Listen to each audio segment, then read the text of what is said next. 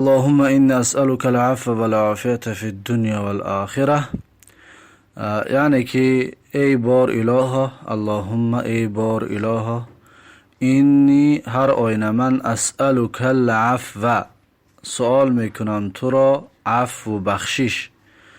اسألک یعنی سوال میکنم تو را، درخواست میکنم از تو ای الله، العفو یعنی که عفو و بخشش را که برای من بخشش نصیب کن، و العافیت و عافیت و تنصیحتی و سلامتی را همچنین ای الله من از تو طلب میکنم.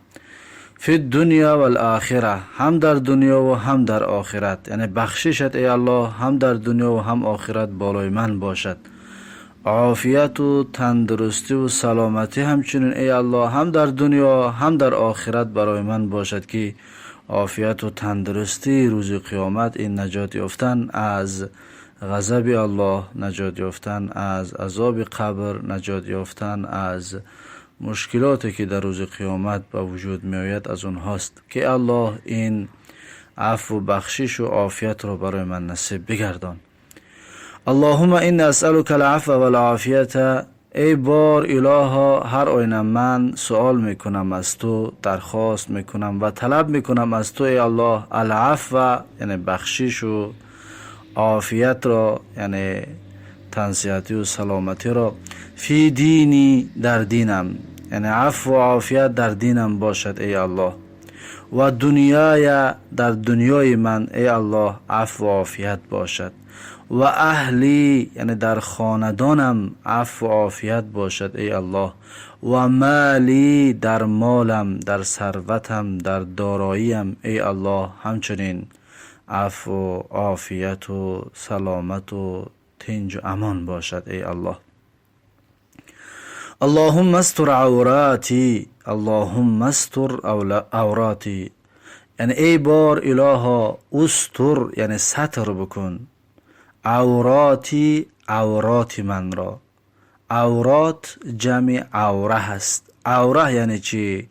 عوره هر کار یا هر گناه و هر عیبی که انسان حیا میکند از آشکار شدنش، یعنی که وقتی آشکار شود انسان بسیار شرمگین می شود، شرم زده می شود، بسیار خودش ناخوش حس می کند، انا همون را میگن عوره.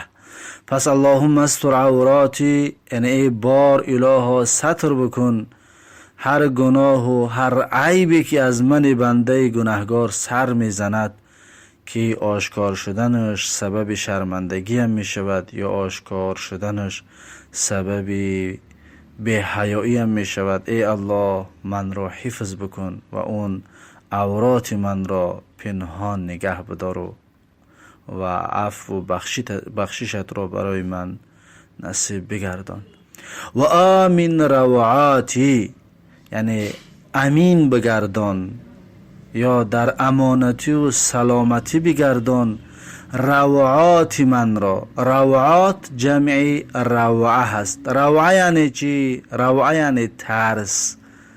فهمو؟ روعه یعنی ترس، یعنی که امین بگردان یا ایمین بگردان یا تنج و امان بگردان، آرام بگردان روعات من را، یعنی ترس من را، که من ترسی که دارم ای الله اون ترس من را خوب بگردان و ایمین بگردان و تنج و آرام بگردان.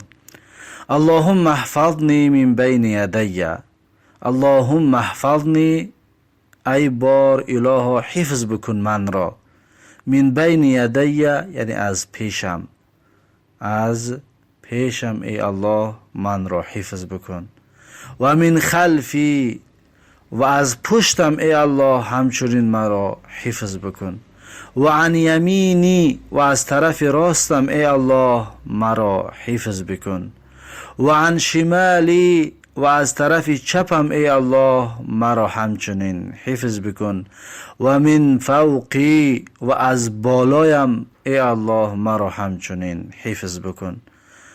یعنی که این جهت ها را به خاطر چه ذکر میکند؟ به خاطر آنه که جهات سته میگویند، یعنی طرف های ششگانه که اطراف انسان هست، از این جای ها مرا حفظ بکن که شیطان وسواسم نکند یا تمام جهات ششگانه من را ای الله محکم بگردان و حفظ بکن من را که فریفته شیطان نشوم.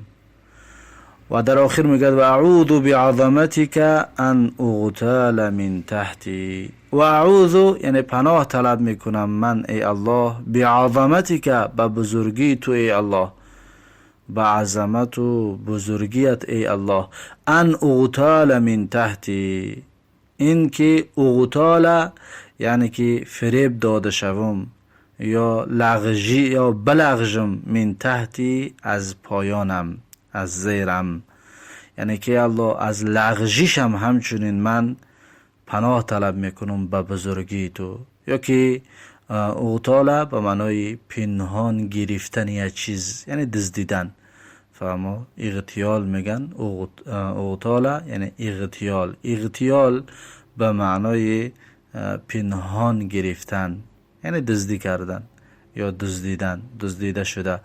پس از دزدیدن یعنی که باز از زیرم به طریق پنهانی شیطان وسواس کننده داخل نشود که من را وسوسه کند و از راه بیرون کند. پناه طلب میکنم به بزرگیت ای الله تبارک و تعالی. پس این است خلاصه این دعای بزرگ. بارک الله فیک.